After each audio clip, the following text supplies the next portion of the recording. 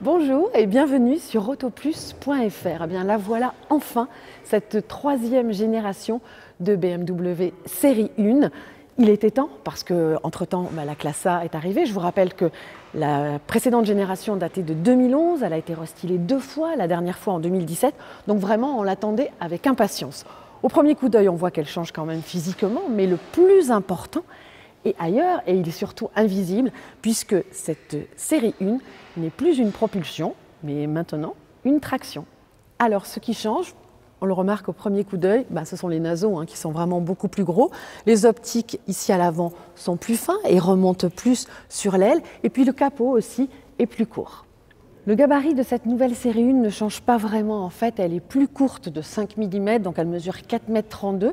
Il faut savoir que c'est quand même 10 cm de moins que la toute nouvelle classe A. Ce qui change en revanche, c'est la dimension de la porte arrière qui prend 8 cm.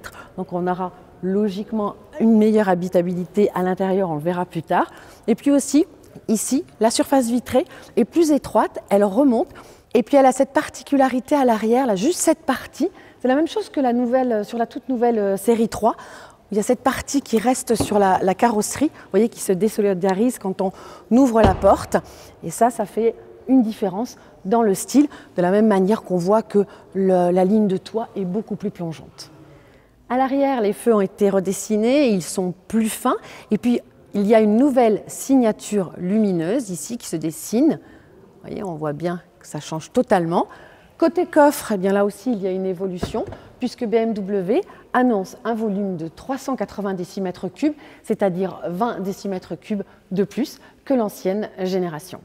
À l'intérieur, la planche de bord évolue grandement puisque en fait, on se rend compte qu'elle reprend l'architecture de la toute nouvelle série 3 avec ici un écran qui sera tactile, qui pourra varier de 22 à 26 cm selon les finitions.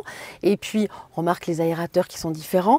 Et puis ici, cette console centrale qui est vraiment différente, qui réunit un petit peu tout et qui conserve tout de même la molette qui permet toujours de gérer l'écran tactile. De la même manière, on aura aussi la possibilité d'avoir une instrumentation numérique, mais les versions de série auront des compteurs analogique, tout simple.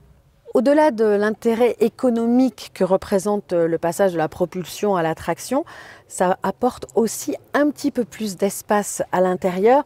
On le remarque ici, on est bien installé, j'ai de la place pour les jambes, bien en hauteur sous plafond aussi. Bon, on sera mieux à deux, mais ce qu'il faut savoir, c'est que BMW annonce 3 cm supplémentaires en espace aux jambes, et ça, nous le vérifierons lors de nos premiers essais. Voilà pour ce premier contact avec la toute nouvelle BMW série 1. Côté motorisation, il y a quand même un événement important, c'est qu'il n'y aura plus de 6 cylindres, juste des 3 et 4 cylindres, avec des blocs essence de 140 à 306 chevaux et en diesel de 116 à 190 chevaux. Pour les essais, et je suis sûre que vous êtes impatients, ils auront lieu à la fin du mois de septembre et la commercialisation dans la foulée. Nous, en attendant, on se retrouve très vite sur autoplus.fr.